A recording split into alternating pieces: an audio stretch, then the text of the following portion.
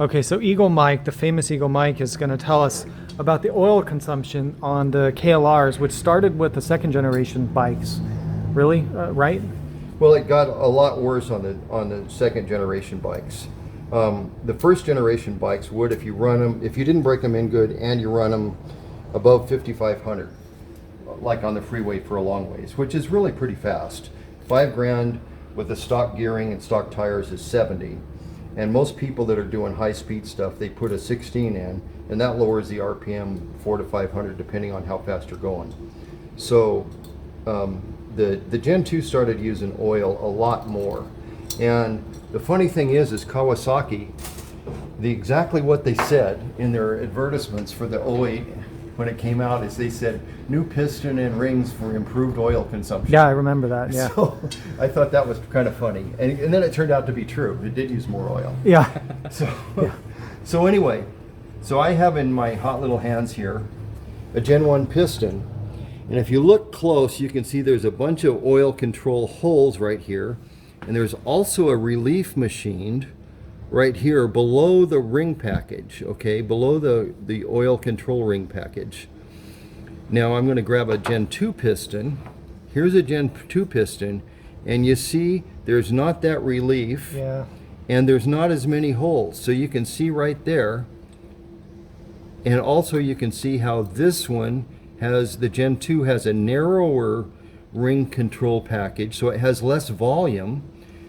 And here's the Gen 1, and you see it's wider. This is, I think it's a 2.5 millimeter, and this is 2 millimeter. I'd have to measure it, but you can, anyway, you can see without even measuring that this bottom ring has fewer holes to control the oil, and they're smaller, and it doesn't have the relief, and also the ring control, the ring groove for the oil control rings is much narrower.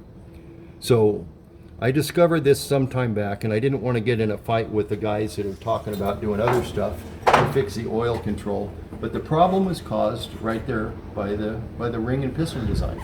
So the question I have for you, Mike, is that with the Gen 3 bike that we're working on today, is it going to be the same thing as the Gen 2, what you're showing us here? Well, yeah. The Kawasaki has changed the piston design, I think 3 times. I think there's 4 total versions of the rings and piston, and they changed the cylinder design once since 2008. And the 2018 piston part number is the same as the 2022 piston part number. So there is the potential for oil control issues on this piston, and people might end up wanting my 661 or 685 kit. Right, okay, so if you're going to use your KLR at extended highway speeds at those RPMs, you're going to want to check your oil very often, because so many KLR owners have blown up their engines by not having enough oil in them. And that could still be a potential issue on the Gen 3, everybody, so it's important that you guys understand this. Even though they made other changes to the bike, they didn't change this right here. So, right, and one of the things that I like to tell people is every time, especially when you're on a trip, but every time you put gas in the bike, check your oil. It only takes a few seconds, yeah, and it can save your engine. People aren't used to that, because on a modern car, most modern vehicles, you hardly ever check your oil because they don't use oil, or for the most part, people with modern vehicles, or even a lot of modern motorcycles. And a lot of them even have an automatic, they tell you if your oil yeah, gets or they low have a sensor, automatically. but not on a motorcycle like this. So please check your oil to avoid blowing up your engine. So one thing about the 2022 engine, Kawasaki is their specification is that it only holds 2 or 2.1 liters, depending on if you change the oil filter. The older engines were spec'd at 2.5 liters with the filter change. So, and one thing is to be aware of, we want you to check your oil every time, but you should be, the engine is forgiving. You know, it'll stay together as long as you have at least a liter of oil in there, but I would never want to risk it. I mean, let's keep that oil near the middle of the glass, people. Be safe. So I'm here with Eagle Mike at his shop, and we've done the doohickey videos. We talked about the oil consumption, but I want to just ask Mike briefly, like, what is with this thermo-bob thing? What is it, and why does it matter? And does the 3rd generation KLR, this new one, still need that part?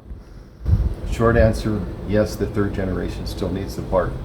Okay. The cooling system function is still the same as the Gen 2, and actually as the Gen 1. Now it does have a radiator that's similar to the Gen 2. I haven't checked the part number, but its design is similar to the Gen 2. And the cooling system capacity is the same as the Gen 2. The thermostat is the same part number as the Gen 2. So it's the same. Now, what the thermo-bob does is it regulates your coolant temperature so you don't get big thermal swings.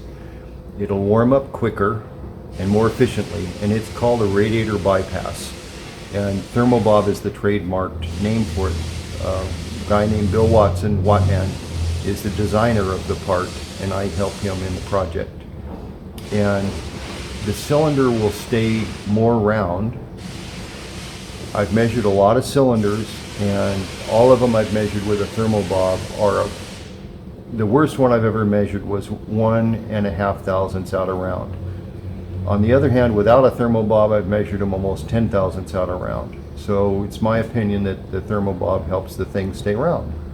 And you don't get the big thermal swings, and it's going to be actually even more important with fuel injection that the engine warm up quickly, because you won't be putting excess fuel onto the walls of the cylinder. You'll get to the proper mixture more quickly, and the engine will run more efficiently.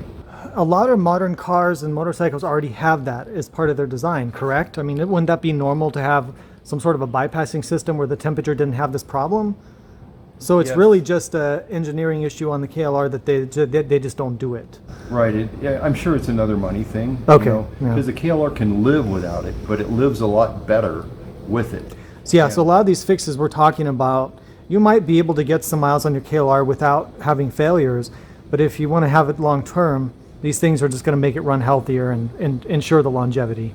Yeah, cars have had this since about the 50s. Right. And most liquid-cooled motorcycles these days have a radiator bypass built in. Okay. So that's the thermo-bob, and you're still going to need that on your Gen 3.